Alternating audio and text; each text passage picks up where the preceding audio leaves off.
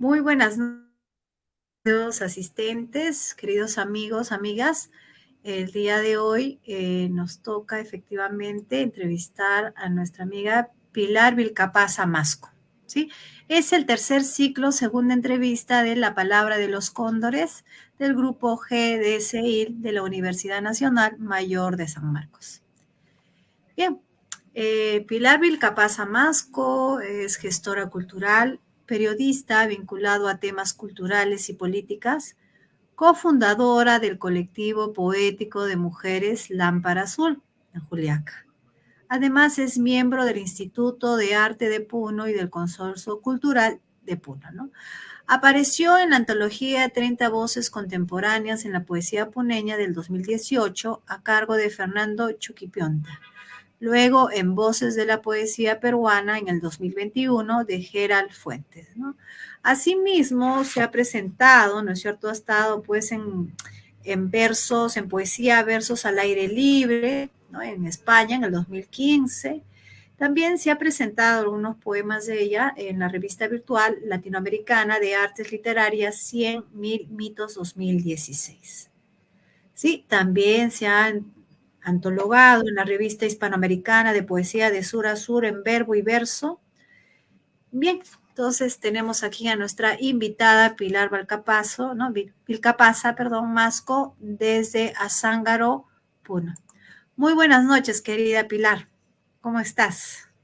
Edith, muy buenas noches. De verdad, quiero agradecerles al grupo de estudios por esta invitación. La verdad, muy emocionada, sinceramente, de acá desde Puno, y en realidad, seguramente el día de hoy vamos a conversar bastante, mucho, y Dios mediante nuestra Pachamama aquí en Azángaro, el Apucho Quechambi, que al frente de mi mirada siempre está, todo vaya bien el día de hoy. Muchísimas gracias por el deseo, ¿no? Y ahí también con los sapos, siempre de la mano, ¿no es cierto? Con Pilar Vilcapaza. Bien, también mencionamos que nuestra joven poeta ha escrito poemarios, ¿no? Génesis Mujer en el 2013, Pájaros Huérfanos en el 2016, Diarios de una Eromaniaca, ¿no? Maníaca 2017, Cuervo Azul, Pájaros Huérfanos 2018, ¿no? Mama Hampi en el 2022 y bueno, también está por presentar un poemario, ¿no?, a Tunupa. Estimada Pilar, cuéntanos, ¿no? ¿Qué te impulsa a escribir? ¿Cómo y por qué nace en ti, ¿no? Debido a qué sucesos de pronto la necesidad de escribir poesía. Sí, yo creo que esta etapa de mi vida va a ser fundamental para poder, digamos, tener una visión de lo que quiero hoy en día, ¿no? En primer lugar, quiero presentarme. Yo soy de Azángaro, de la región de Puno, y Azángaro ha sido una de las provincias más convulsionadas política, socialmente, culturalmente. De hecho, me anteceden a mí, por ejemplo, la revolución tupajamarista, donde participó Pedro Vilcapasa. Y nosotros, no solamente yo, sino muchos azangarinos, nos sentimos súper identificados. Nos marca, todo azangarino que nace, creo que nacemos marcados por estos rasgos históricos que ha tenido que vivir Azángaro, por los rasgos históricos sociales, por ejemplo, del gamonalismo, del feudalismo, que ha atravesado la historia de Azángaro. Entonces, ciertamente, yo nazco ya, yo soy de la generación del 90, de 1990, tengo mi nacimiento ahí en Muñani. Muñani es un distrito de la provincia de Azángaro, también la tierra de Ezequiel Urbiola, que era un luchador social, como Pedro Vilcapasa, y de verdad todas esas reivindicaciones siempre han sido por el tema del sector campesinado, las reformas agrarias. Entonces, de hecho, para mi nacimiento me toca un padre que es profesor, maestro en lengua y literatura. Y no solamente esto, mi padre tenía de profesión, no, él estaba postulándose para ser sacerdote antes de ser maestro de lengua y literatura. Entonces, de hecho, él conocía mucho del tema de la teología, la filosofía, y por supuesto, mis abuelos, también un factor súper importante, son de Muñani, tanto como mis otros abuelos de madre son del distrito de San José. Eh, pero Muñani ha sido el lugar que ha marcado mis ojos, mi nacimiento. Entonces, netamente entendamos que la provincia de Zángaro es altiplánica, no es pampa, donde solamente hay chiliguas, donde cantan las chiliguas. Pero Muñani es un espacio espectacular, maravilloso, donde hay rocas, hay una laguna hermosa, la entrada. Yo y mi padre lo recorríamos bastante cuando era de niña. Prácticamente yo me volví de niña desde muy pequeña, desde los 2 años y medio, 3 años, en la fiel compañera de mi padre. Nuestras caminatas lo hacíamos en bicicleta hasta Muñani, llegábamos hasta Muñani en su espalda de mi padre, que me cargaba siempre, me acuerdo, con un mandil blanco. Y es ahí donde los sentidos se me empiezan a abrir. El amor a la belleza de la naturaleza, el paisaje, la diferencia entre lo seco, la belleza entre el agua, los sonidos, y no solamente eso, también el tema de las hunucajas, de las huifalas de Muñani, el cántico que le hacemos a la lluvia, a nuestros dioses, a la Pachamama, para que inicie el cultivo de la papa. Y de hecho, otra situación que también me arraiga una forma de pensar es también la pobreza en la que muchos de los campesinos, de los hijos de campesinos, nos ha tenido que tocar. Y hay una reflexión ahí donde veía el tema de la pobreza, ¿no? Entonces, esto también ha jugado mucho la forma en que mi papi o mi padre me ha vendido el mundo. Porque yo pienso que él me ha vendido el mundo. ¿En qué sentido, no? Él caminaba bastante con los poetas de la generación del 80 en Puno, Frisancho, con Pacha Jatahuilca, fundaron la casa del poeta peruano en Juliaca, los movimientos a los que yo iba constantemente con él, con los pequeños intelectuales o los locales, los intelectuales locales de Azángaro, como Mauro Paredes, Samuel Frisancho Pineda en Puno, y de repente yo era la cola de mi papá, ¿no? Y iba mucho, bastante. Siempre me acuerdo que mi padre me hacía cantar, incluso o declamar un poema cuando era pequeña. Entonces ahí mis rasgos empezaron a nacer, digamos, abrir el sentido de la vida, a vivir el sentido de la pobreza también. Por supuesto, mi padre era un maestro y en esos años los maestros tenían un sueldo pequeño, prolijo, chiquito, ¿no? Y bueno, otra situación ya cuando ya tengo 4 años, 4 o 5, amaba la lectura, amaba leer. Yo quería leer. Cuando, lo, Algo maravilloso que a mí me ha sucedido en mi niñez ha sido es entender. Yo me acuerdo absolutamente de todo, de cómo estaba en el vientre de mi madre, cómo lloraba cuando los pañales me apretaban, porque cuando nacemos en este espacio de Azángaro, de Puno, nos tienden a quirur, ¿no? Con las fajas a los niñitos, nos tienden a dar las vueltas para que nuestro cuerpo se forme bien. Y de repente yo me acuerdo de esas incomodidades que sentía entonces. Y la lectura para mí era, yo quería saber qué significaba leer, yo quería escribir. Me acuerdo que yo andaba malogrando los registros de mi papá, porque yo lo veía haciendo sus notas de sus alumnos, y yo lo garabateaba, ¿no? Entonces mi papá me daba siempre y un lápiz y un cuaderno, ¿no? Para poder garabatear. Hay algo que sucede, que le sucede a mi padre, es que él se frustra porque no tenía hijos, varones.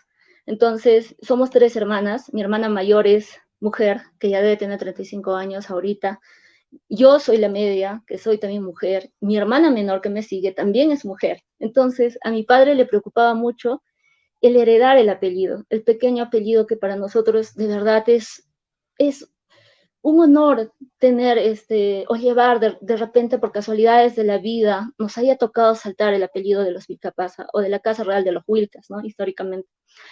Entonces, mi padre lloraba bastante y de borracho siempre me decía, qué pena, se limpiaba las lágrimas, tenía 4 años, qué pena que eres mujer, qué pena que no tengo un hijo varón que me herede, que me haga respetar, porque no te olvides que vivimos en un mundo de machismo, de discriminación a las mujeres, de violencia hacia las mujeres, donde el varón era la máxima autoridad por el tema histórico, social, del catolicismo, porque en realidad nuestra cultura andina siempre es dual, varón y mujer, ¿no?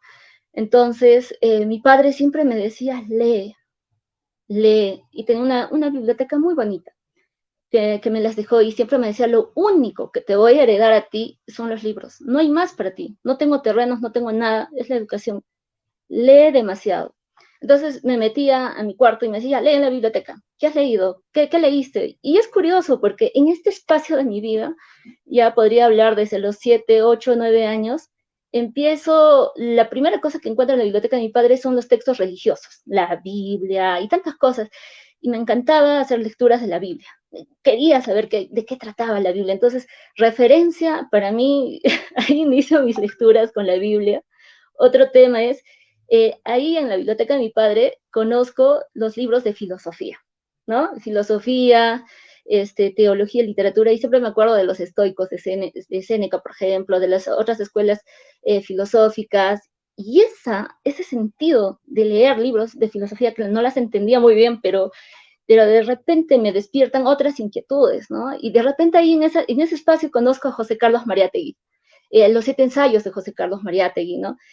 Conozco también a Mao Zedong, los 5 libros rojos del comunismo, ¿no? Y las historias de Che Guevara y sus actos políticos y todo eso, ¿no? Me emocionan. Entonces, hay un punto donde yo asumo en mi niñez incluso ser varón, porque mi padre le avergonzaba que tenga una hija mujer. Entonces, yo creía que era un niño, porque no entendía mucho. Yo solamente era un ser humano. Entonces, empezaba a filosofar y cada vez que mi padre me decía, tú eres mujer, mujer, mujer, ahí entendí la condición de ser mujer y la condición de ser niña y ser vulnerable con mi género, ¿no?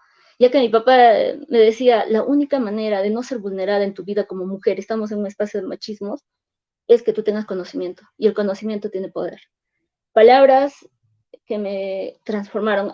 Justo cuando conversábamos con usted en las otras entrevistas, yo decía, ¿de dónde? ¿De dónde? Había borrado muchas etapas de mi vida, porque también el sufrimiento, de repente las cosas que nos tocan pasar a los seres humanos, ¿no? Como lo dice Schopenhauer, la vida es de sufrimientos en la filosofía que él atesora, ¿no? Y de repente empiezo, después ya en el transcurso de la biblioteca de mi padre, porque es toda una travesía, empiezo a gozar de los textos de la literatura española. Qué belleza, la verdad.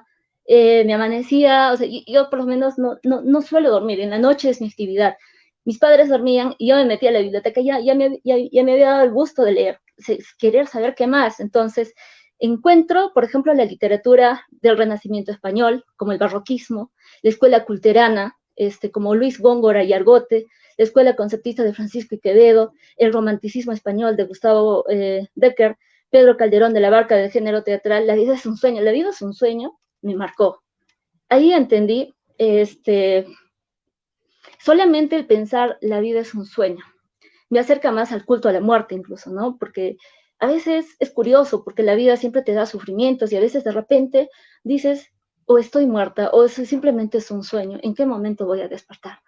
Conceptualmente, en mi vida, desde pequeña, hemos sufrido mucho el tema del terrorismo en Puno, pero Azángaro siempre ha sido una ciudad vital, muy fuerte, y hemos sufrido el tema de la pobreza, porque el tema de la pobreza ha sido terrible en esos años del 90, muchas migraciones, de muchos pueblos empezamos a venirnos de los distritos a la ciudad a buscar algo mejor. Entonces esas cosas también me hacen reflexionar. Y es ahí donde encuentro el sentido de la política, porque la política también es parte de la vida y he visto a mis grandes autores en la poesía peruana, siempre han estado intelectuales como Mario Vargas Llosa, siempre de la mano con la política, ¿no? De repente. Y bueno, siempre yo me he preguntado en todas esas lecturas y travesías en la biblioteca de mi papá, ¿por qué no hay mujeres? O sea, era curioso, porque toda la historia, desde la filosofía, desde los grandes imperios que se han creado, Grecia, Egipto, siempre hay algunas mujeres, unas cuantas mujeres. Entonces, yo de niña a los 11, 12 años ya me preguntaba, siempre veía este hermoso documental que nos dejó Guerrero, Alejandro Guerrero, Hombres de Bronce, y hablaba acerca de la vida de todos los poetas, los inventores, los poetas más influyentes del Perú, esos poetas, y ahí me nace la idea de querer llevar un moño de poeta, como aquellos grandes peruanos como Abraham Valdelomar, ¿no? Entre otros, se ponían, siempre me acuerdo, sus sacos negros y esas corbatas que le colgaban, entonces, situaciones como esas, yo quería llevar esa corbata, esos trajes como ellos, pero de repente me daba cuenta que era una mujer, era una dama. Y ahí empieza mi sufrimiento. porque es un sufrir en realidad ser mujer.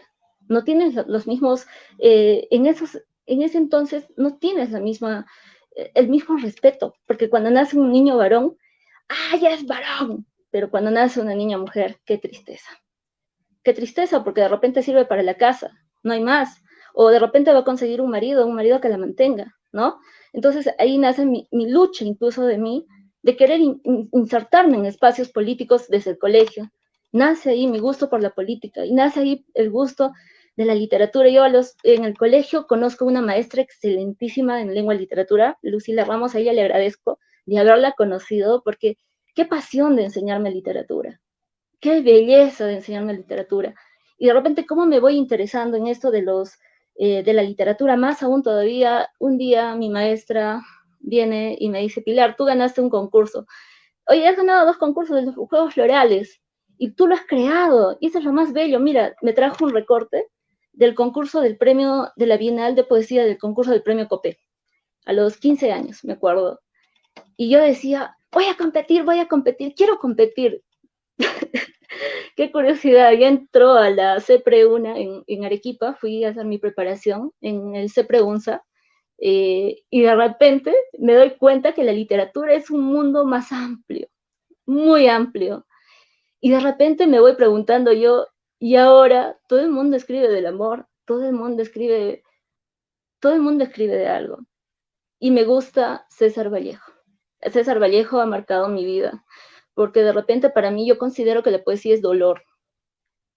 La poesía, sí, para mí personalmente, yo no sé cómo lo ven los demás, yo pienso que cada uno tiene una característica, pero para mí el dolor, el dolor es el elemento más principal de la poesía, para mí personalmente en este espacio. Y lo siento a Vallejo, ¿no? Cada palabra, cada verso de Vallejo me marcan. Entonces ahí voy explorando el sentido de la poesía, de la temática, pensando cómo podría ganar el premio Copé a los 15 años, 16 años, y las academias, ahora que me acuerdo, buscaba mis cosas, están full escritos, escritos, escritos, escritos, escritos, o sea, no he estudiado, me dedicamos a escribir. Y bueno, de repente ingreso a la Universidad, yo soy comunicadora social, me gusta la naturaleza, la libertad, por eso elijo también la carrera de comunicación social, porque creo que puedo transmitir muchas cosas, pero en la carrera, de repente otra vez la misma adicción, o sea, los profesores entran y escribir y escribir y escribir, jugar un poco con las figuras literarias. El que más me gusta son las metáforas, por ejemplo. Me encanta. Creo que la metáfora en los puneños es de nacimiento, ¿no? Porque siempre somos súper metafóricos. Y es así como es que mi vida se va marcando con la poesía, el amor, el desamor, la tristeza, el dolor, la angustia de ser mujer. Y de también preguntarme y decir, ¿qué puedo hacer yo para cambiar esto? ¿Qué podría yo dejar? ¿Qué podría yo heredar a mi generación? Como lo hizo Vilcapasa, por ejemplo, en el caso de nuestros ancestros en Azángaro. ¿Qué más podría dar yo para poder cambiar la historia de mi género y que no se sientan menos? Yo tengo una hija en la actualidad que ya tiene 11 años y me pregunto hoy la misma pregunta. ¿Qué debo hacer yo para cambiar su vida de ella? O que Bueno, sea una mujer que no necesariamente ¿no? Busque o sufra, tantas cosas que suceden. así Pero es. algo que mi papá, la respuesta estaba en lo que me dijo mi papá, el conocimiento te da poder. Entonces ahí eh, inicio esta etapa de mi vida, así me fui involucrando y otro libro que me ha marcado a mí ha sido La guerra de los huiracochas, de Juan José de la Vega. Juan José de la Vega, sus textos a mí me marcaron, juntamente con ¿No? sí, Juan José de la Vega Saavedra, por ejemplo, pero Juan José de la Vega en conclusión, por 2 motivos. Juan José de la Vega habla acerca de la historia de los peruanos, del incanato. No nos han contado bien la historia de los peruanos. Nos han contado de acuerdo a lo que los conquistadores nos han dicho, pero en realidad en la guerra de los huiracochas hay mucha reflexión para mí y es ahí donde yo me acerco más a mis dioses. Y otro tema es la discriminación. Yo soy una mujer andina, con rasgos súper marcados, andina. Y de repente en mi vida también me ha tocado vivir y recibir el tema de la violencia por ser puneña, por ser, tal vez, por usar las polleras, porque de repente en las Candelarias en Puno, a mí siempre me provocaba cólera. ¿Por qué? Porque de repente la gente puneña que se va y luego regresa y empiezan a cholearnos, ¿no? Cholear, cholear, cholear. Y alguna vez a mí sí me lo hicieron, muchísimas veces, pero debe ser que esa cuestión de mi rebeldía, de decir, está bien, perfecto, soy una mujer andina, soy una mujer de raíces culturales fuertes, y es ahí donde me empiezo a acercar más a mis dioses y a odiar incluso a los dioses católicos. En realidad hay un odio dentro de mí que, no sé, de repente debe ser por estos asuntos de discriminación. Me acerco más a mis dioses, a Huiracocha, a Tunupa, también a la Pachamama, porque empiezo a sentirlos más. Creo que ellos te responden mejor. Y el otro tema, en este tiempo de mi vida he estado desarrollando bastante el tema de los sueños, ¿no? Por ejemplo, toda la transferencia de conocimiento muchas veces lo he tenido en mis sueños. Entonces, debe ser que estoy muy ligada tal vez a mi ancestralidad, a las mujeres antiguas del Perú, a las guerreras que eran sacerdotisas, y otras, bueno, situaciones como esa han marcado incluso mi modo de ver la religión, incluso, ¿no? Desde muy pequeña. Eso.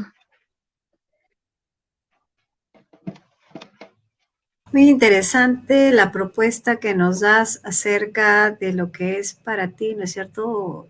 Cómo y por qué nace escribir poesía y por cierto también, ¿no? Nos has definido lo que es poesía para ti. La tradición poética puneña en el siglo XX, ¿no? Presenta figuras paradigmáticas como la de Oquendo de Amat, Alejandro Peralta, Gamaliel Churata en general, ¿no? La impronta de Orcopata, huella que ha llegado hasta nuestros días, como por ejemplo la labor del grupo Carlos Oquendo de Amat. Además, en un momento, ¿no? 3 poetas puneños ganaron una tras de otro el premio Copé, como es el caso de Leoncio Luque, por mencionar solo a uno de ellos. Sí. Pilar, cuéntanos, ¿tu labor poética se vincula con esta larga tradición? ¿Has considerado qué te acerca o a su vez, ¿no? Y a su vez te diferencia de ello? Sí, bueno, en realidad en Puno tenemos una tradición literaria increíble y extraordinaria. Debe ser porque estamos en frontera y por acá pasaron grandes poetas, ¿no? Por Puno, por Bolivia, Chile, Argentina. Y Carlos Oquendo de Amat, por ejemplo, es uno de los precursores de la vanguardia, ¿no? Y no solamente Carlos Oquendo, sino Dante Nava, que es uno de los mejores sonetistas, Gamaniel Churata, los hermanos Alejandro Peralta. Gamaniel es un hombre que dentro de la literatura puneña a mí me ha marcado bastante porque ya esto ya cuando ya soy un poco más adulta, ¿no? Podría decir, cuando yo empiezo a tener una vida un poco más ingreso a la adultez y me considero adulta desde los 20 años. Y para mí, Churata ha cambiado todos mis sentidos. Tanto que odiaba la religión y de repente encuentro ahí un camino, un río. Ahí encuentro muchas cosas de las que yo tenía, digamos, preguntas y dudas. El pez de oro, a mí personalmente al principio no lo entendía. Y a medida que voy desarrollándome como persona, entendiendo mis costumbres, nuestra ancestralidad en Puno, que lo vivimos, lo respiramos constantemente, eh, me hicieron entender un poco más las Quirquilas de la Sirena, por ejemplo, ya que es un poemario después de la muerte de Churata, ¿no? Entonces, poetas que de verdad me han marcado bastante. Otro tema vamos desarrollando. Conozco al poeta Omar Aramayo, su libro Los Dioses. Qué exquisitez, qué belleza. Creo que Omar Aramayo ha hecho de que Mama Hampi nazca, porque ahí hablaba acerca de los Wilcas, de Pachacamac, una poesía más épica. Y de repente yo iba encontrando ahí los espacios, esas pequeñas, para mí la poesía son como fragmentos pequeños que vienen en mi mente y de repente se quedan ahí y se salen también y de repente vienen otros fragmentos, otros fragmentos, otros fragmentos, otros fragmentos. Entonces se va estructurando en mi mente, ¿no? Se va construyendo la historia. O sea, es como que si el poema que quieren hacer tuviera su propia vida. Entonces yo he entendido eso. Luego también a poetas, claro que sí.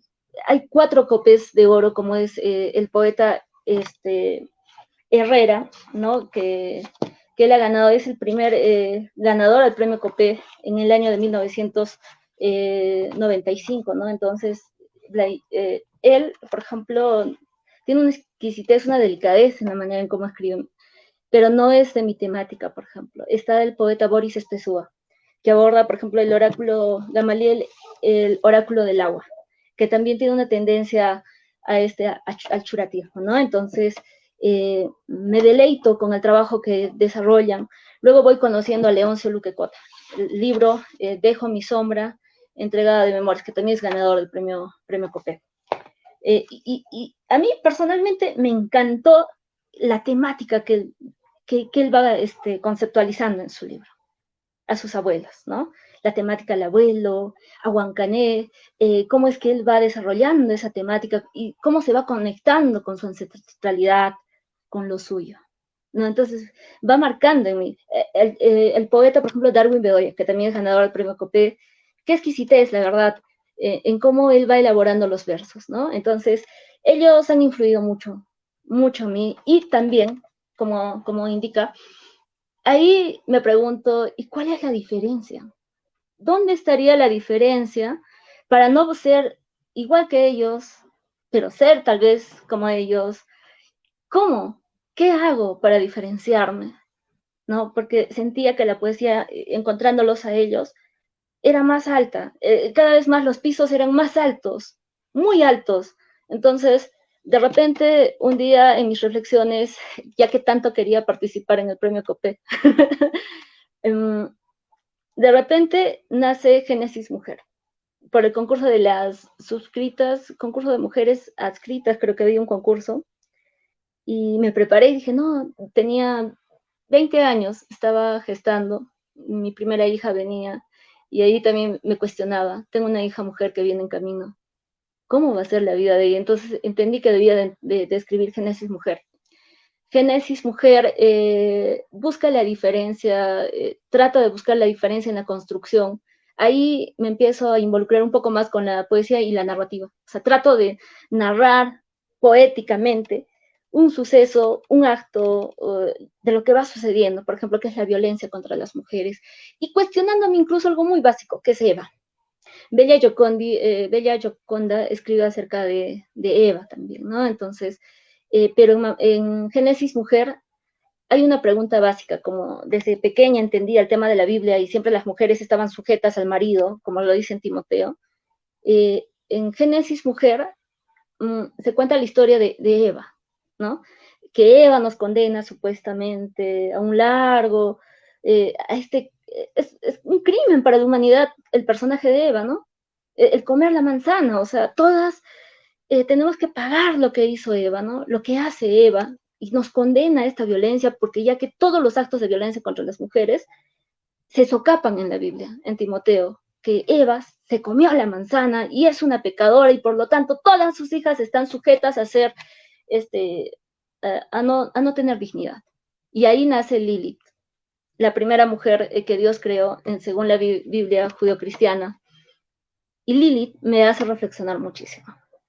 Pero también en Génesis Mujer busco reivindicar la memoria de Eva, ¿no?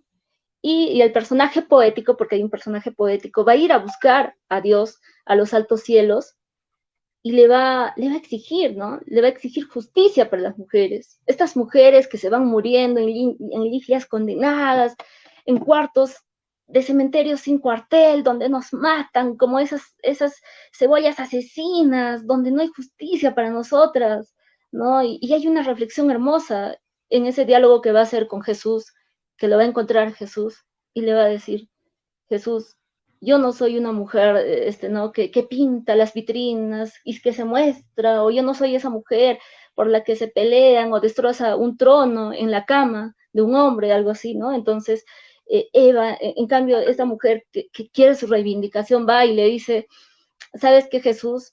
Nosotros, tanto como Adán y Eva, somos uno solo, somos un complemento. Yo soy el lado derecho de Adán, y es el lado izquierdo de mí, de mi ser, del ser humano. Yo le he visto sufrir a mi mamá con el tema del machismo, le he visto sufrir a mis abuelas, le he visto sufrir a muchas mujeres que me rodean. Entonces, Génesis Mujer es ese palpitar. Yo podría decir que Génesis Mujer incluso lo he llegado a vender en discotecas cuando tenía ya 23 años. No sé por qué los poetas a veces estamos siempre condenados a veces a la vida maldita, a la vida de los poetas malditos. Hay días que no hay ni siquiera de comer. Y de repente Eva es un acto, Génesis Mujer es un acto de rebeldía, incluso conmigo mismo. Decía, ¿quién me va a comprar poesía? ¿Quién podría comprar mis poemas? Es como venderle piedras a alguien. Hoy en día vender un libro es como venderle piedras a alguien. Y me fui a unas discotecas, era las 4 de la mañana, no me acuerdo, creo que tenía algunos, siempre hay problemas cuando eres joven. Yo he iniciado una pareja, una familia muy joven. Conozco a mi esposo desde los 17 años y de repente con él hemos pasado cosas bonitas, hermosas, pero también cosas tristes por las situaciones económicas que en realidad todo peruano pasa. Pero ahí un acto de rebeldía. Voy a ir a, un día mi esposo me dijo, tus libros no compran ni un pan para la casa. Y fue crucial, porque yo le dije, ¿eso crees tú? Te voy a demostrar que no es así. Y me fui a vender mis libros a la discoteca, les leía los poemas, y las chicas salían llorando y me decían, amiga, déjame tu libro, dame un autógrafo. Y fue el mayor acto de rebeldía en donde me pude demostrar a mí misma que mis libros sí compran un pan para la casa. Y fue algo bello que me sucedió, ¿no? Entonces, Sí, ahí está entonces, la diferencia, ¿no? La diferencia con los antecesores, que por cierto, decir, ¿no? No hay mujeres, no tenemos mujeres y creo que vamos por buen camino, Pilar. Vamos por buen sí. camino. Un premio COPEC, claro que sí. Bueno, Vamos. en realidad en Puno sí hay excelentes mujeres. He estado averiguando también por el aspecto político, social y poético. Mercedes Bueno, Gloria Mendoza, Celide Chávez, este, poetas que me han antecedido. Respeto mucho la labor de ellas. La doctora Lourdes, eh, que sacó un texto de mujeres poetas en Puno, un texto bellísimo, ¿no? Entonces, sí, las mujeres en Puno han escrito, pero muchas de ellas, algunas han sacado algunos textos, algunas solamente las publicaban en periódicos. El Instituto Americano de Arte ha sido un espacio bellísimo que ha podido visibilizar también a las mujeres, les ha podido dar un espacio, ¿no? El Instituto Americano de Arte de Puno, incluso ellos son los fundadores de la Candelaria, ¿no? Entonces, sus revistas, gente muy culta en la cual acudían y se aprendía mucho. Yo he aprendido mucho también en el Instituto Americano de Arte de otros de mis antecesores, como los pintores, los artistas, los poetas, los músicos, las estudiantinas, eh, la, el folclore, los cantos, los guaiños, la Candelaria, es otro mundo, es otra vivencia. Entonces, hay mucho para escribir. Y ahí me he dado cuenta que hay mucho para difundir a muchas mujeres luchadoras, este, ¿no? Como Candelaria Herrera, por ejemplo, como Rita Puma, o Poma, le dicen algunos. A mí me gusta llamarle Rita Puma, es una mujer moeña que en Huancané, en Huancho Lima, ella de repente enseña a leer a los campesinos, porque ella también es una mujer campesina, y los gamonales de su tiempo, por hacer ese acto de rebeldía, porque les quitaban, les hacían firmar sus tierras y simplemente los despojaban, y eso pasaba en todo Puno. Ella es cruelmente asesinada. La van a tirar de un caballo, la van a arrastrar a Rita Puma, joven, entre sus 26, 27, 24 años, una lideresa que enseña a leer, y la asesinan, después de haberla arrastrado en caballo, la asesinan con sus trenzas. Una mujer a la que admiro mucho, porque ella también es una manera de marcar y de pensar y de decir, ¿de qué manera dejamos algo más? ¿De qué manera cambiamos algo más para Puno, para los puneños y las puneñas, ¿no? Eso. Muy violento, ¿no? Muy violento la situación en la que se desarrolla o se encuentra una mujer, ¿cierto, Pilar?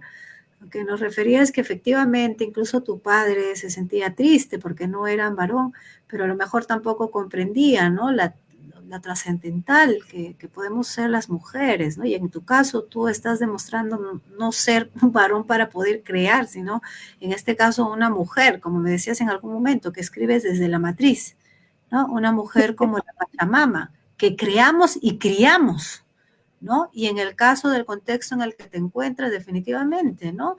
La naturaleza, los animales, el hombre, la mujer, todo se está vinculando justamente para la creación de tus poemarios. Y claro, ¿no? Entonces, bien claro lo que nos estás mencionando y la trascendencia, ¿no? Que sigue marcando la presencia de lo que es ser andino en el sur del Perú. Y lo que es, ¿no? Más al sur, ¿no es cierto? Más, no en la ciudad de Puno, sino en Azángaro, ¿no? Como ya mencionabas tú, y de los lugares que viajabas con tu papá o estaban con la bicicleta, ¿no es cierto? Considerando esto, entonces vamos al siguiente punto, ¿no? El poeta Omar Aramayo afirma que tus poemarios refieren una poesía humana, ¿no? ¿Qué es ser poeta en el Perú? Cuéntanos acerca de ser poeta desde tu lugar de enunciación, desde el lugar de donde tú escribes, desde donde tú resides, desde Azángaro. Bueno, para mí conocer la poesía es un acto, uno, de rebeldía, otro, es un acto de libertad, es un acto de culto a la muerte, porque todo poeta que nace, de repente la muerte siempre está rodeándola, y es amar a la muerte incluso, ¿no? Para mí el acto de ser poeta es ser antipoeta incluso. ¿Por qué? Porque eh, a mí siempre me dicen, seguramente eres una gran gurú de la literatura y lees demasiado. Pero yo podría afirmar dentro de este proceso que estoy pasando, y seguramente tal vez en el tiempo cambie, obviamente cambiamos también, eh, que para hacer poesía en el Perú, uno es entregarse a la muerte. Por dos motivos, porque el contexto económico social para los poetas en el Perú no es fácil. Y hay muchísimos poetas, muy buenos poetas, grandes poetas, pero el tema es el factor económico. Y el factor económico es fundamental. De repente, yo cuando publico mi primer poemario, Génesis Mujer, lo hice de manera artesanal, porque no tenía plata, pero tenía ganas de decir mucho. Y era una manera de liberarme, de decir a través de la poesía, tengo libertad para poder hablar, para poder decir lo que siento, lo que soy, lo que pienso, lo que creo, lo que me pasa, o lo que está mal, o de repente algunas cosas por ahí, o de repente el amor, ¿no? O de repente el odio a ciertas situaciones religiosas, no religiosas. Entonces, para ser poeta en el Perú, pucha, creo que ya sabemos lo que ha pasado en la historia del Perú, ya sabemos lo que ha pasado con Vallejo cuando estaba en España, por ejemplo, ¿no? Yo a Vallejo lo quiero bastante porque tiene una militancia política. Me encanta Vallejo. No necesariamente militaré como él en los aspectos políticos como él lo ha hecho con el comunismo, sino de otras maneras, ¿no? Pero creo que el poeta en el Perú tiene la capacidad de visibilizar incluso los problemas que van sucediendo en el país, las necesidades que hay. Entonces, eh, me podría caracterizar en mis primeros poemarios con los modernistas, ¿no? Entonces, de repente, creo yo que los poetas tenemos muchísimos muros en el Perú. Es bueno que el Ministerio de Cultura haya implementado políticas culturales que puedan fomentar las publicaciones. Es bueno, es positivo, pero también yo considerando que mis tres obras son Génesis Mujer, Pájaros Huérfanos, la primera vez que lo publiqué fue en el 2017, pero también de manera artesanal. Entonces, Mama Hampi también lo presenté el año pasado de manera artesanal con mi editorial, y hasta que el doctor Omar, que es prácticamente yo podría decir a la persona a la cual más admiro. Admiro, lo aprecio, su visión, su manera de ser. Un día me dio un gran consejo de mi vida. Me dijo, ¿qué estás haciendo? Ya eres adulta.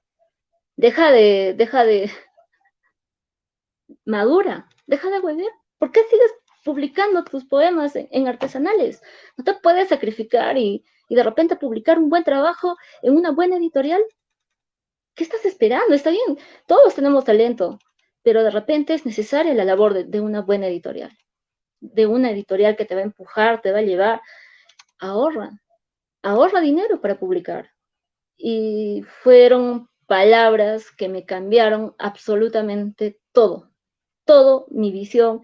Y aparte que ya me había dado cuenta, claro, efectivamente tiene razón, yo ya tengo ya he entrado a los 30 años, ya soy adulta, soy una mujer adulta, ¿no? Entonces, ¿y dónde está mi responsabilidad con la literatura? Ahí entendí cuán importante es el trabajo de los editores, de las editoriales. Debo agradecer a Walter Bedregal, quien es mi editor, a Darwin Bedoya, quienes también me han publicado, y doctor Omar también, entre puneños hay que apoyarnos, ¿no? O sea, sí, los puneños siempre estamos súper unidos, como ya lo había explicado en algún momento, los puneños siempre estamos ahí, ¿no? Entonces, y me he dado cuenta cuál es la diferencia de trabajo editorial, del trabajo editorial, ¿no? Yo más antes publiqué, pero no se ha visibilizado como de repente debió de visibilizarse en las ferias internacionales del libro, en los festivales, en los eventos, de repente contactar con gente más del ambiente, ¿no? Entonces, situaciones como esa. Muy bien, Pilar, muy bien, interesante. Ya que estamos hablando acerca de la publicación, ¿a qué te refieres cuando dices la publicación artesanal? Cuéntanos un poquito más este proceso de la planificación artesanal y también respondernos cuánto tiempo te lleva planificar, publicar tus poemarios. ¿Es complicado determinar o vincularte con las editoriales, muchas de ellas ubicadas en zonas urbanas? Eh, sí, yo pienso que sí. Uno, con las editoriales es súper caro, muy caro. Y para un poeta joven que va a iniciar, algo maravilloso que me ha podido pasar dentro de la literatura, dentro del movimiento literario que había en Puno ha habido muchos, ¿cómo se dice? Muchas organizaciones literarias, por ejemplo, Rupestre, Guaxapata, que le integramos varios poetas jóvenes puneños de mi generación. En aquella época, ahora ya somos adultos, Alexander Vilasaca, Filonino Catalina, Leo Cáceres, eh, y algunos fotógrafos, pintores o docentes de la universidad, como Vladimiro Centeno, y entre otros. ¿Qué es lo que hacíamos? Ellos convocaban bastante gente, traían gente de Tacna, de Moquegua. Ahí conocí, por ejemplo, a de Nebola Fish, Mariana Espesúa, que por ejemplo es una puneña hermosa, y tiene una poesía increíble, tanto como de Nebola Fish, Mariana Espesúa. Ellas empezaron a adentrar, ¿no? En esos años de nuestros 23, y ellas más jóvenes, incluso 18 años, traían sus textos para vender, los cartoneaban, o sea, eran publicaciones como plaquetas chiquititas y adornadas, cosiditas y fotocopiadas. Entonces, y era una manera hermosa de poderte darte a conocer, porque de repente Génesis Mujer, por esa capacidad de ser artesanal que yo misma la había fabricado, por no decir, y me permitió abrirme puertas, espacios. O sea, primero yo le debo agradecer a la poeta Gloria Mendoza Borda en ese sentido. Ella era gestora cultural también, por supuesto, en Arequipa, con la Alianza Francesa de los Martes. La conozco a ella y de repente ella, como es su personalidad, siempre tiene la gran belleza de invitarnos a mujeres, ¿no? Y de repente me relaciono un poco más con el círculo de escritoras, con el círculo de escritoras de Arequipa, por ejemplo, y empiezo a conocer a muchas otras escritoras mujeres en Arequipa. Entonces, si podríamos hablar del boom de mujeres escritoras, es Arequipa, un punto importantísimo por la tradición literaria que ellas van emprendiendo, y ahí este libro artesanal, Génesis Mujer, me permite ingresar a esos espacios, conocer más, involucrarme más, entender qué me está faltando, saber cómo están escribiendo, qué temáticas están proponiendo de repente, ¿no? Entonces, ahí nace, en ese espacio, van haciendo mi segundo libro, que es Pájaros Huérfanos, Cuervo Azul.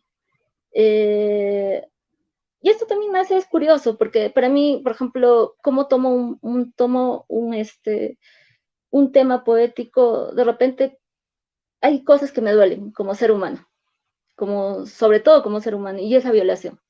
Un día bajaba al mercado en Puno, he estado viviendo, yo vivía como 10 años desde la universidad, y en Puno he aprendido mucho, que es otra ciudad bellísima, el lago Titicaca, ahorita está en Azángaro.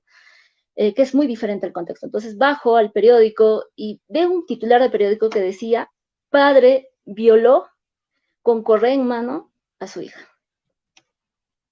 Y para mi mala suerte, conozco a una niña que venía a la tienda de mi madre y me decía, tía Pili, ¿por qué no me adoptas? Quiero que seas mi mamá, porque...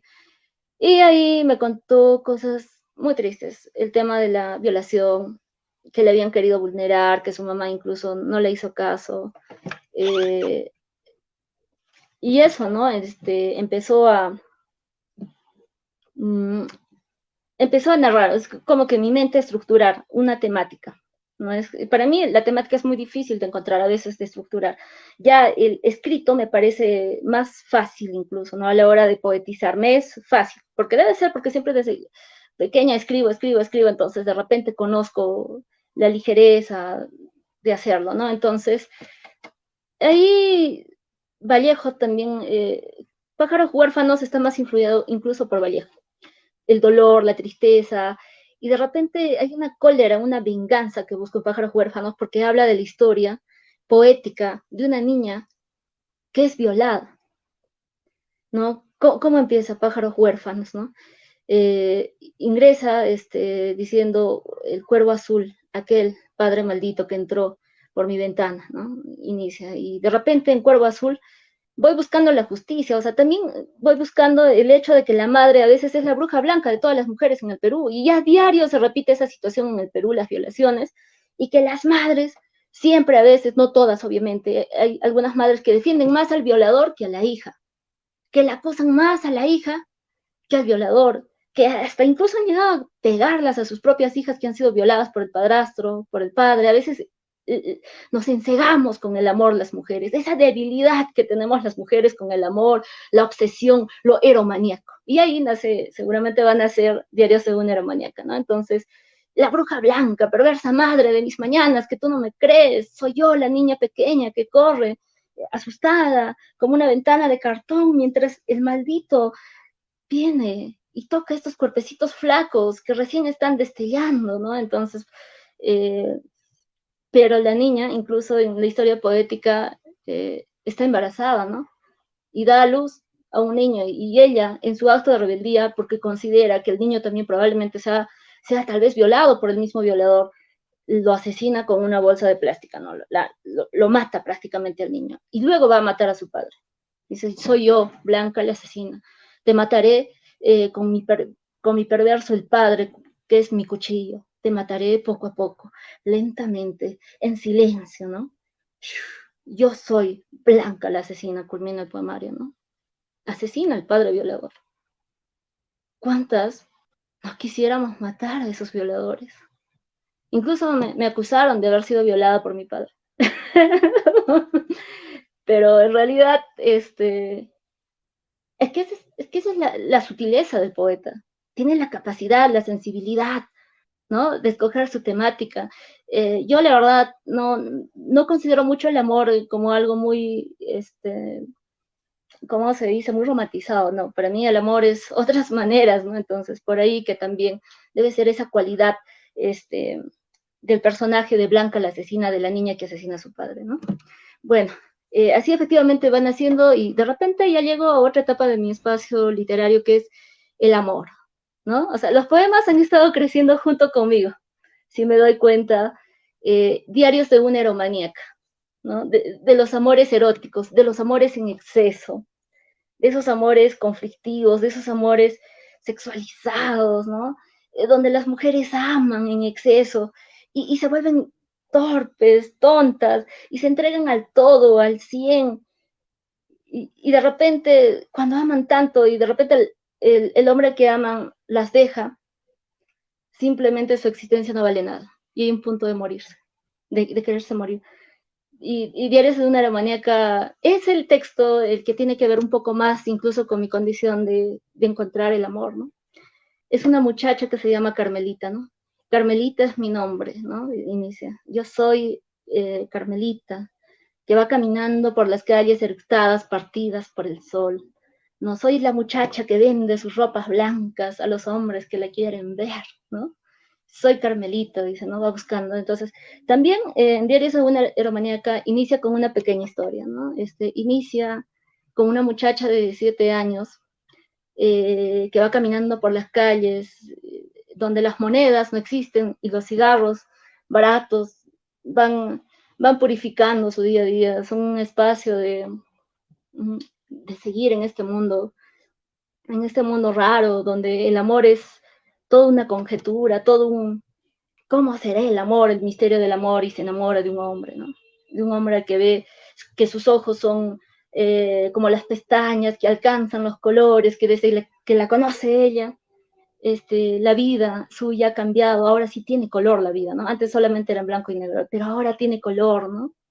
Y de repente en el trayecto va encontrando la situación del vivir con la sexualidad, ¿no? El sexo, el erotismo del sexo, de vivir con ese hombre que ella ama, ¿no?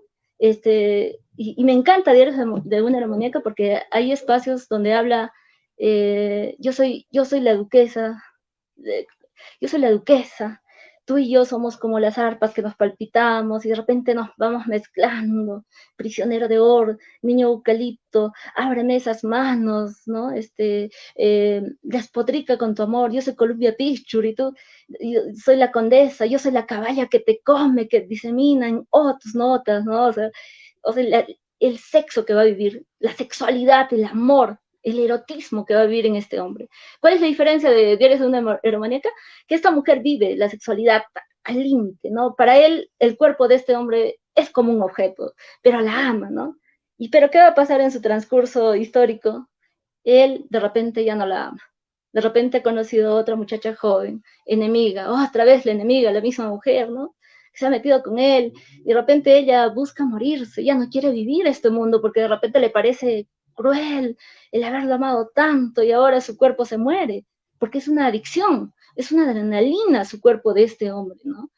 Y a la final reflexiona y se da cuenta que la libertad para una mujer es a veces romperse el corazón, romperte el corazón para ser libre. Porque es verdad, cuando amamos demasiado somos prisioneros de alguien, de algo, pero de repente nos rompemos el corazón y dejamos de amar como locos y encontramos la libertad.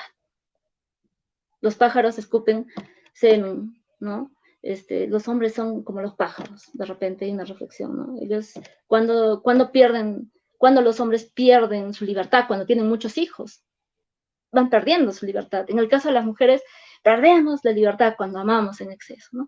Esa reflexión con Diarios de una Eromaníaca, lo que trato de buscar es, de repente buscar reflexiones, que estos textos sean como un faro para otras mujeres, que también hablen del contexto de la realidad social del Perú, que va sucediendo, que va pasando. Esto es lo que hay. Es una fotografía de estos espacios. Es una manera de dejar esos espacios que hay, ¿no? Entonces, así nace Diarios de una Eromaníaca y de repente dentro ya un poco más formal, creo que ya había llamado con Pájaros Huérfanos, Diarios de una Eromaníaca la atención, sobre todo en el sur, me invitan a festivales. Diarios de una Eromaníaca está antologada en 30 voces en la revista hispanoamericana de Suraverso, ¿no? Lo mandé, me lo aceptaron y yo la verdad, eso también hizo de que yo tengo que decir, no, o sea, creo que estoy yendo por un buen camino y no debo dejar esto que me agrada. Pero de repente la vida en la adultez va cambiándote mucho. ¿Por qué? Porque de repente de esa muchacha joven, de Carmelita, que se caminaba a las calles en la universidad, enamorándose, sorprendiéndose del amor y viviendo, de repente ya eres una muchacha adulta, ¿no? ¿Y qué hay? ¿Qué hay en tu adultez, no? Y Mama Hampi ya se viene por un asunto de que los dioses, como hace rato indicaba, de Omar Aramayo, hablaban mucho de los Wilcas, de Pachacamac, de los dioses con los que tanto sueño. Para mí, yo podría poner un punto y aparte, desde Diarios de una Eromaníaca, Pájaros Huérfanos, Génesis Mujer, otra etapa de mi vida, y ahora he ingresado a otra etapa de mi vida, donde por lo menos me acompaña ya en este espacio de mi vida el simbolismo mágico, el surrealismo, ¿no? Porque para mí ya los poemas en este espacio de Mama Hampi son fragmentos, son como fotogramas que se me van prendiendo en el cerebro, que van viniendo en espacios míticos, sagrados, en días lunares, y de repente también la imagen de la luna en mis sueños, los dioses, Huiracocha, Tunupa, y constantemente esos sueños que yo veo, por ejemplo, de la foto, el ojo de oro. Siempre está el ojo de oro en mis sueños, siempre está. Entonces, de repente eso también me hizo reflexionar un poco, ¿qué necesitas de mí? Y yo considero que soy un medium más, tal vez, del acto de la poesía, ¿no?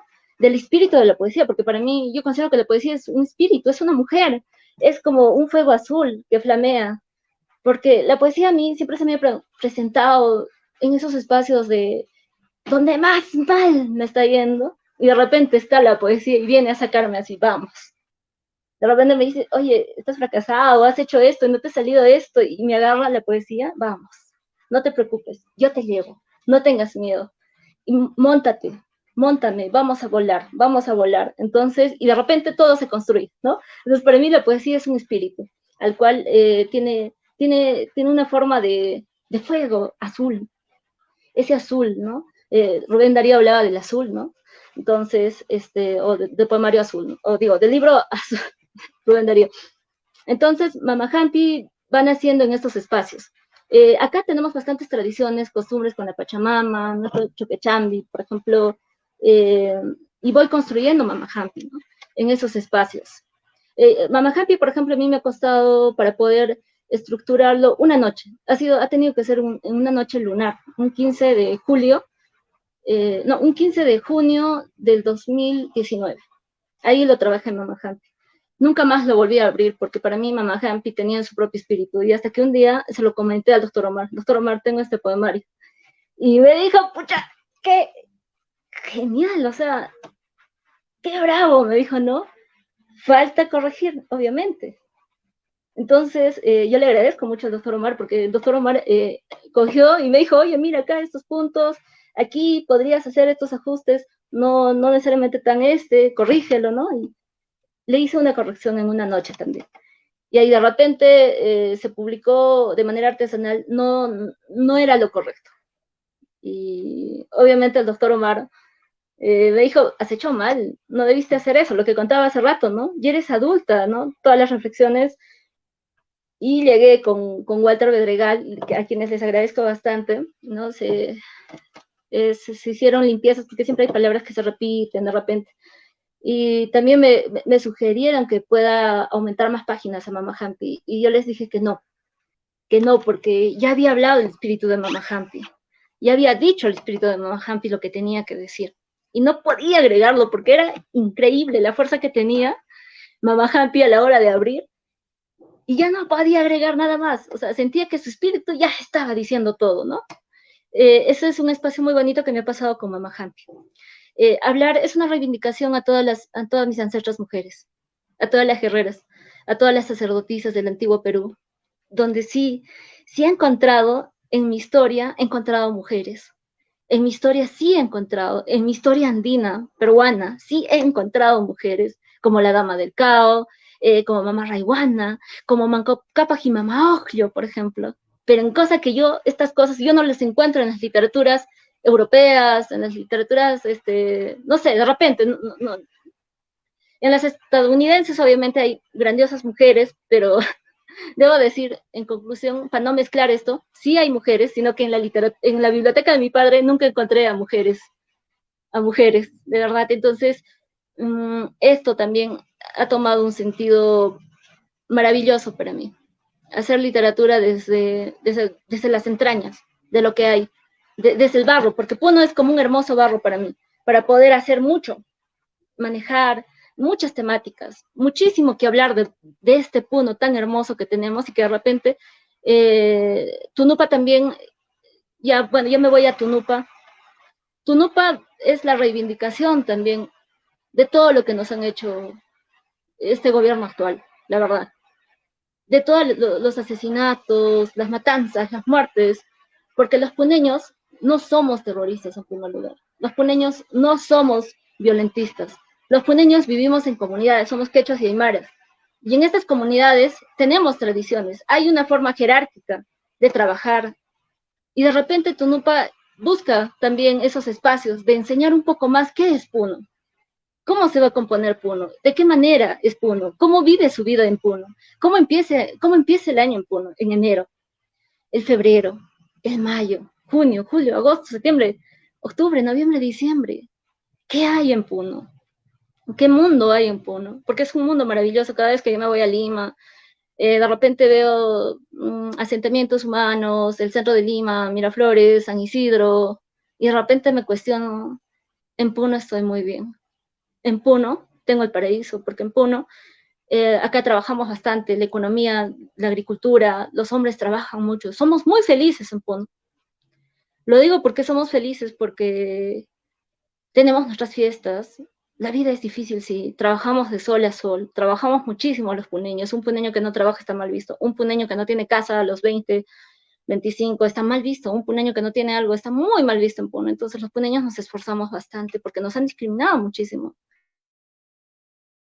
Son unas fiestas fastuosas, hermosísimas, bellísimas, que tienen que ver mucho con la religión, con nuestros dioses, con nuestros antepasados, sus cantos, los cantos de Puno, los telares, la iconografía de Puno, las culturas que se han formado en Puno, desde los tiahuanacos, desde los Pucara, Manco Cápac y Mamaogio, el imperio incaico.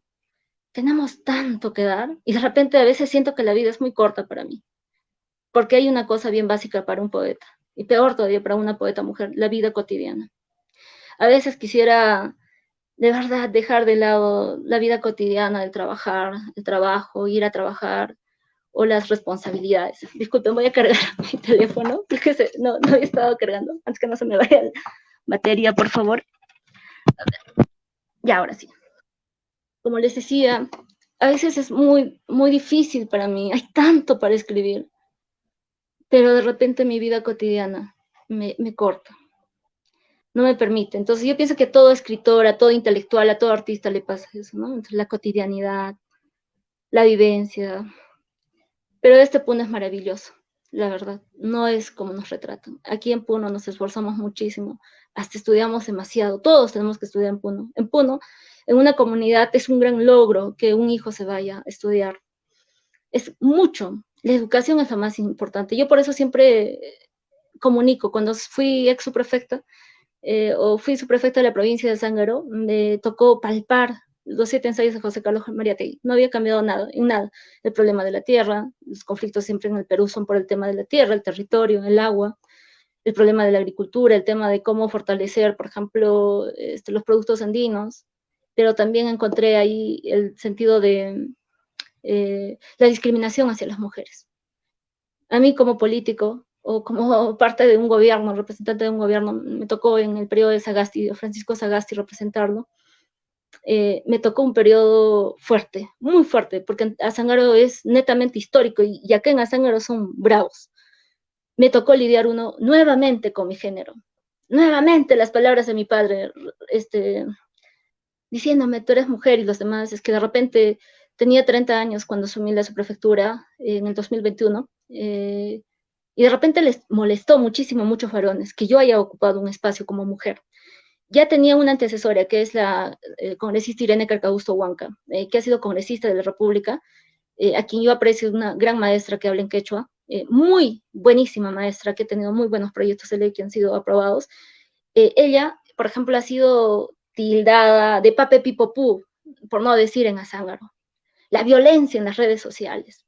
Esa violencia es palpitante. A mí me ha tocado, lamentablemente, enfrentarme a un alcalde, a un comandante de la Policía Nacional del Perú, a una fiscalía, a medios de comunicación, a periodistas, que de repente seguramente mi presencia les ha incomodado. ¿Por qué? Porque yo he empezado a capacitar tenientes gobernadores en plena pandemia, 2021-2022, y a decirles que hay derechos, a decirles que usted como teniente gobernador de su comunidad representa al presidente de la República y tiene funciones y usted está avalado por el gobierno en primer lugar, ¿no? Y eso les molestaba, porque ellos iban y de repente cuestionaban y preguntaban, ¿cómo está la situación de mi solicitud? ¿Cómo está este proyecto? Porque nos enseñamos, nos capacitamos a ver el tema de cómo incluso preguntar documentos, cómo hacer gestión pública, ¿no? Y yo los llevaba bastante a otros distritos, compartíamos con otros distritos bellísimos de Sangro como Samán, Caminaca, Chupa, el concepto de la fe en los distritos más chiquititos, incluso se vive a flor de piel las estructuras comunales. Y de repente en Azángaro, que es la capital, el distrito de Azángaro, no se veía eso, entonces hicimos intercambio, ¿no? De conocimientos, de capacitaciones, y de que los tenientes preguntaban y iban, incluso les decían, yo soy autoridad política, soy el representante del presidente de la República, quiero saber cómo está mi documento. Y el vestirse bien, como en la zona Aymara, por ejemplo, en la zona Aymara los tenientes son señores tenientes, a terno saco con toda la indumentaria andina, ¿no? Y ahí los rituales. Entonces, Tunupa va naciendo en esos espacios, ¿no? De la vivencia y la cultura andina, de los ciclos lunares, de la agricultura, del agua, de la preocupación de la granizada, de los rayos. En el lago Titicaca algo maravilloso que sucede cada febrero en Candelaria es vivir el fin del mundo. Yo lo digo así porque los que vienen a visitarnos se asustan de esas granizadas, de esas lluvias, de los rayos que se presentan y bailan. Para mí es como la presencia del baile de Tunupa, del dios rayo, del Huiracocha, de los illas, de las ilpas, de las sirenas, el canto de las sirenas, la oscuridad, el Ucupacha, el inframundo, el Caipacha, ¿no? Ese es Tunupa, es el tiempo. Tunupa habla de ese espacio, del Ucupacha, del Caipacha, y de repente habla de los dioses místicos que cohabitaban esos espacios, ¿no? Entonces, eh, por eso digo que Tunupa y tanto el cargo de su prefecta han estado muy relacionados. Y reflexionaba nuevamente también, el ser mujer en el Perú es complicado, pero no difícil. Y yo no me he dado, nunca, jamás. Creo que he sido su prefecta como poeta, por dos motivos.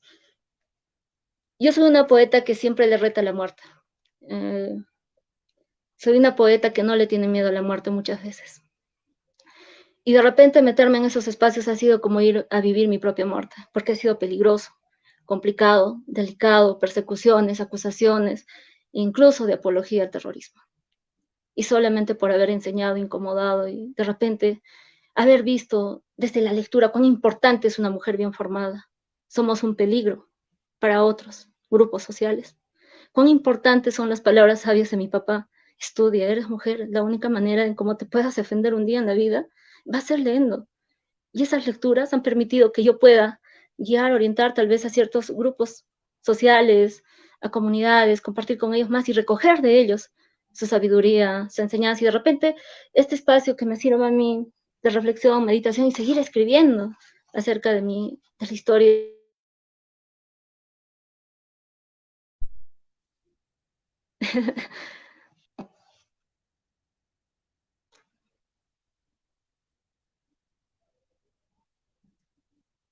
Pilar, ¿nos escuchas? Hola, Parece- doctora Sí, Edith. ahí estamos, ahí estamos. Bien, Pilar, wow, te salió todo. No la puedo escuchar, doctora Edith. Sí, a ver, vamos a ver, me parece que sí. Ya, ¿me escuchas? Ahora sí, ¿me escuchas? Doctora Edith, su micrófono. ¿Me logras escuchar, Pilar? Ahí está. El tuyo, a ver, por favor, el Uh tuyo. -huh. ¿Me escuchan? A ver, por favor. No la escucho, doctora Edith. No me escucha.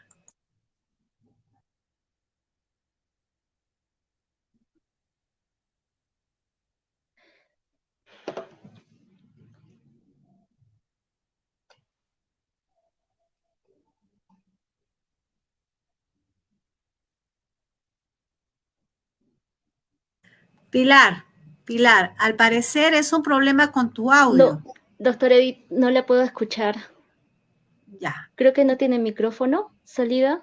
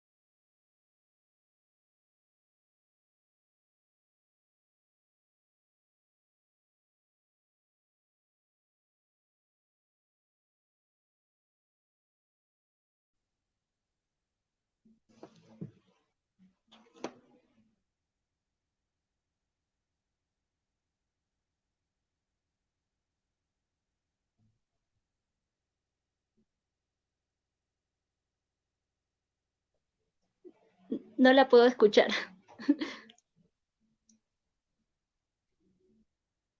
Ahora sí, ¿me escuchas, Pilar? Sí, Ahora ahora sí, ya, sí, ahora volvimos. sí. Listo, sí, es parte de la conectividad que siempre sucede, ¿no es cierto? Bien, estaba muy interesante, ¿no? De hecho, podemos mencionar que efectivamente Pilar nos ha estado contando acerca de la creación de sus 5 poemarios, de cómo se presenta la figura de la mujer andina puneña como soporte de la voz poética textual, ¿no es cierto? Por cierto, empezamos con Génesis de mujer, ¿no? Esta mujer niña, mujer adolescente, hasta llegar a mujer parricida, ¿no es cierto? En este poemario Pájaros Huérfanos en el 2016 o Cuervo Azul, Pájaros Huérfanos, nuevamente ya trabajado con una editorial, ¿no es cierto? Ya en el 2018, ¿no? Y luego ya tenemos, ¿no?, de haber alcanzado esta expresión, de hecho nos mencionaba Pilar que es el testimonio, ¿no?, de las niñas, una niña que ha sido pues violentada, ¿no?, lamentablemente por el padre, invisibilizada o en todo caso ausente la madre por no reconocer lo que está sucediendo, es que ella decide escribir este poemario acerca de esta niña, de esta mujer parricida, ¿no? Y finalmente llegamos, pues, ¿no?, al testimonio también ya de la mujer mítica o histórica como Mama Hampi, ¿no? Entonces vemos que estás justamente eh, representando, viendo, ¿no?, mostrándonos, permitiéndonos escuchar la voz en los testimonios de estas diversas directrices de mujer que representas, ¿no es cierto? Y claro, por supuesto, también vemos pues que Mama Hampi fue publicado en el 2022 y luego lo hemos presentado ahora en la 27 Feria Internacional del Libro 2023, ¿no? Ahora último en el mes de julio acá en Lima. Nos has hablado de la presencia, en todo caso de la ausencia, ¿no es cierto?, de la presencia femenina, ¿no? En cuanto a la biblioteca de tu padre, por ejemplo, ¿no? Y que siempre has tenido que revisar pensamientos, reflexiones, muchos de ellos, ¿no es cierto?, de varones, ¿no es cierto? Cuéntanos, ¿quiénes son los antecedentes de la voz femenina puneña en tu creación verbal poética? ¿Cuál es tu propuesta peculiar en cuanto a la representación de esta voz y mujer en tus producciones textuales? Ya nos has estado mencionando, ¿no es cierto? En todo caso, de manera sintética, ¿no es cierto? ¿Quiénes son los antecedentes, no? Nos has mencionado por ahí a una profesora, nos has mencionado a Gloria Mendoza. Eh, Recuerdo también haber visto una entrevista y mencionabas de la congresista, ¿no?, en su momento Arpasi, por ejemplo. Siguiendo este lineamiento de los antecedentes de la voz femenina puneña en Pilar Vilcapasa Masco, ¿te consideras feminista? Eh, Cuando se habla del feminismo y claramente las primeras feministas en Estados Unidos, es claro que indica que es siempre la defensa del derecho de las mujeres. Desde el primer día creo que sale Génesis Mujer, ya soy una mujer que sí se identifica con el feminismo, pero el feminismo no burgués, porque no soy de esa clase, no me corresponde, no me compete, no del feminismo aristocrático, no necesariamente del feminismo del LGTBI, que al cual respeto bastante, pero sí me considero una mujer feminista e indigenista. Las cosas son claras para mí porque es mi contexto. Ese mi feminismo de repente siempre procura que seamos la dualidad andina, ¿no? Incluso en los libros de Reich, de la antropóloga María Reich, siempre se habla incluso de los dioses, las huacas, eh,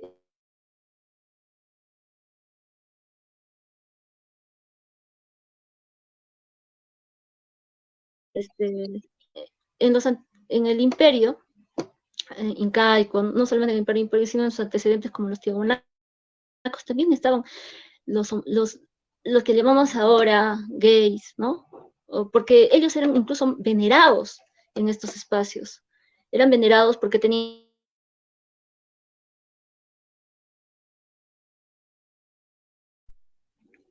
Entonces, bueno, como decía, mi poética va haciendo desde ahí, ¿no?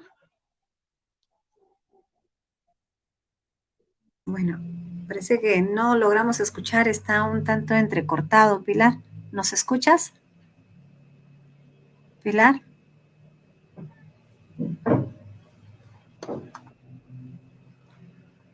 Hola, Pilar, ¿nos escuchas?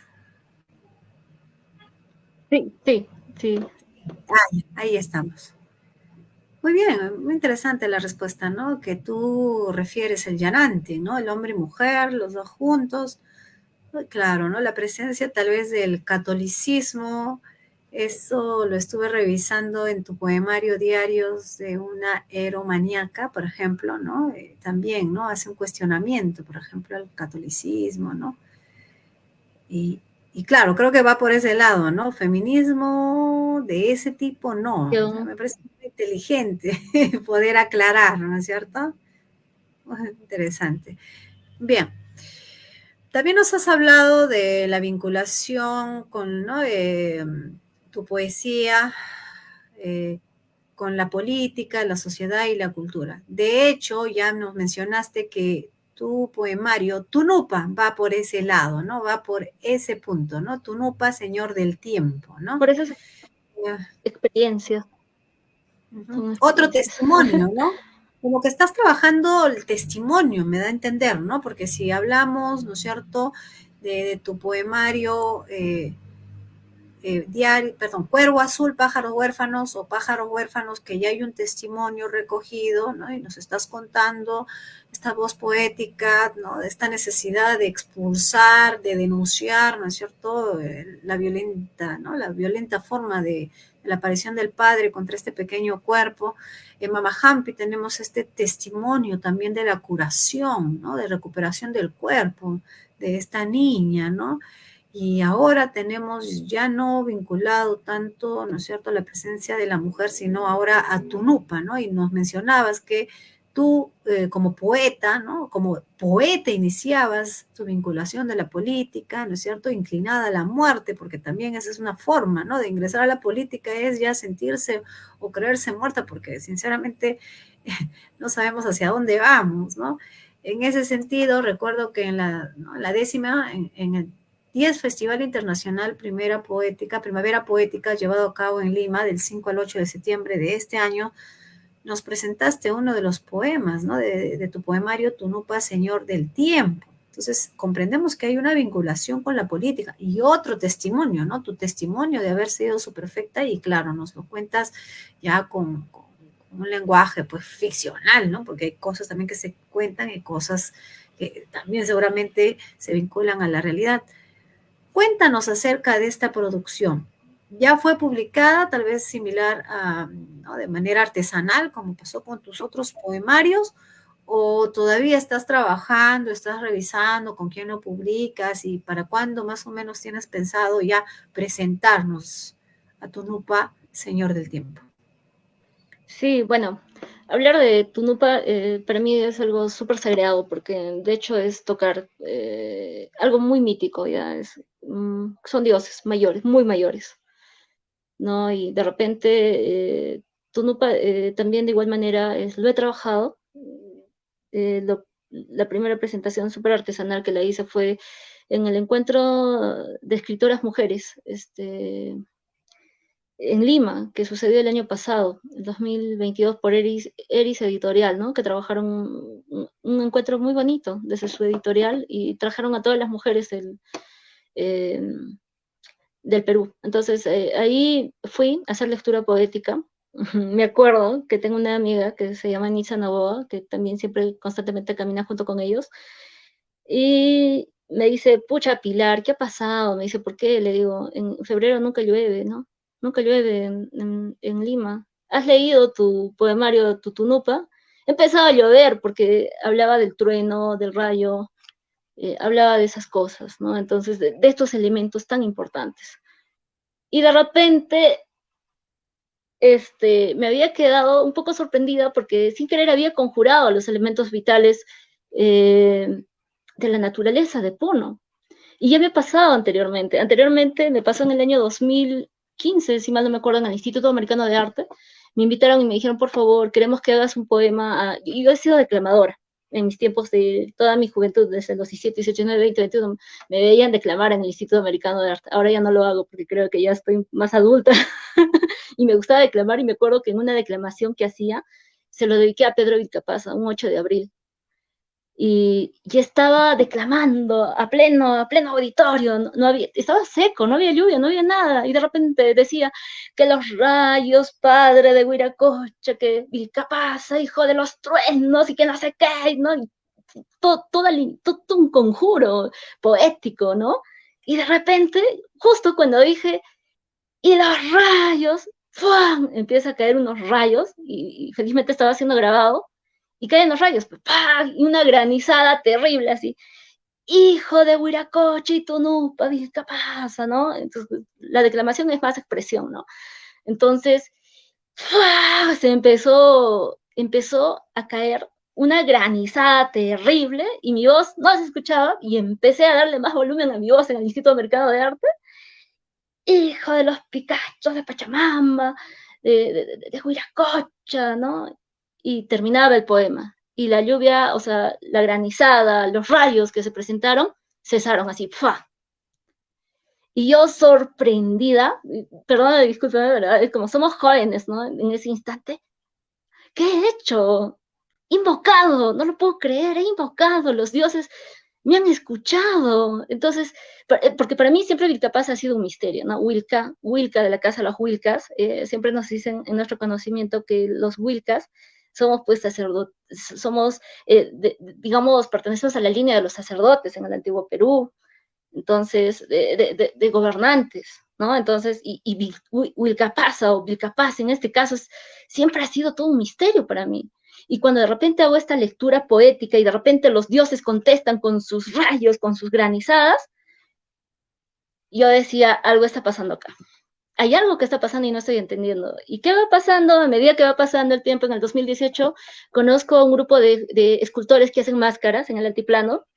Siempre me acuerdo de una máscara, que es la máscara del Sahara. Yo la miro, qué bella máscara, qué hermosa máscara. ¿Cómo será si me la pongo? ¿Ya? Son las primeras palabras. Me imagino que es una manera de invocar a veces a los elementales.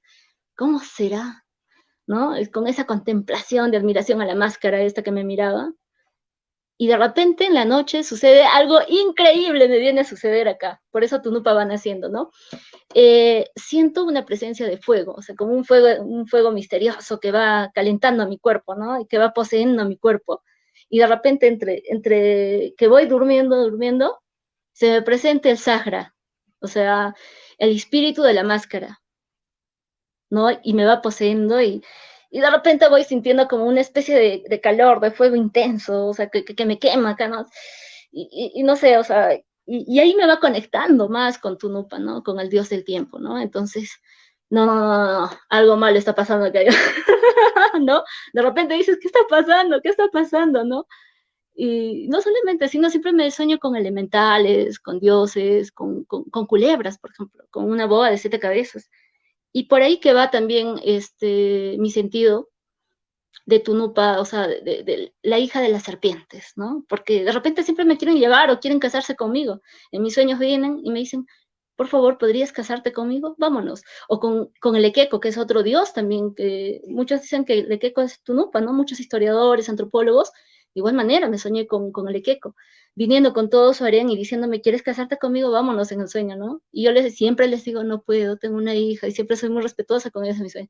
Yo lo he visto a Tunupa también igual en mis sueños, viniéndose del Océano Pacífico, en esas totoritas las totoritas de Tumbes, ¿no? Esas totoras, caballitos de totora, ahí y dejándome quinoas, por ejemplo, ¿no? Entonces, y por eso refiero que Tunupa ya tiene que ver mucho con el simbolismo mágico, ¿no? Que son situaciones que voy pasando, ¿no? Entonces, y poco a poco me voy conectando con el Dios del Tiempo. Y este espacio que fui a Lima, donde nuevamente hago el poemario, invocando a la lluvia, a los truenos, llueve, y me hace pensar de que este texto todavía tiene que ser escrito.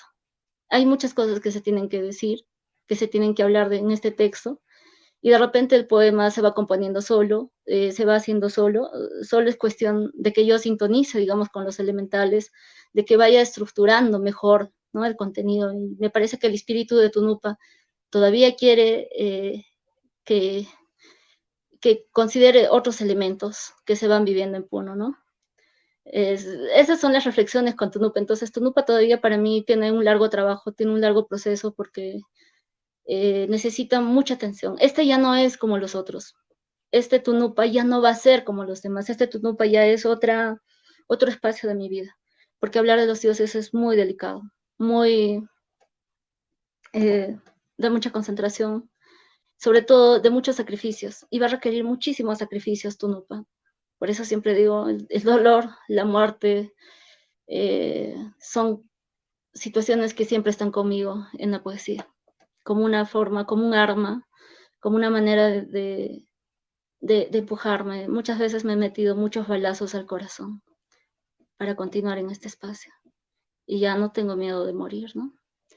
Situaciones como esas reflexiones hacen que continúe en este mundo. A veces sí, personalmente me da ganas simplemente de no existir, ¿no?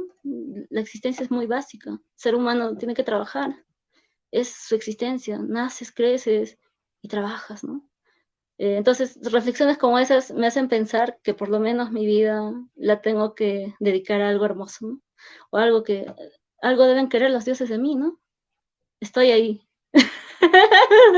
Muy bien, Pilar, claro, uno podría pensar, ¿no? Hay esta chica que anda soñando con Tunupa, que anda soñando con la serpiente de 7 cabezas, ¿no? O sea, esta chica, pero que se ha fumado, pueden decir, pero que en realidad en el espacio andino lo vinculamos todo el sagrado, ¿no? Uh-huh. ¿No? Las comunidades, el hombre, la naturaleza, los apus están vivos.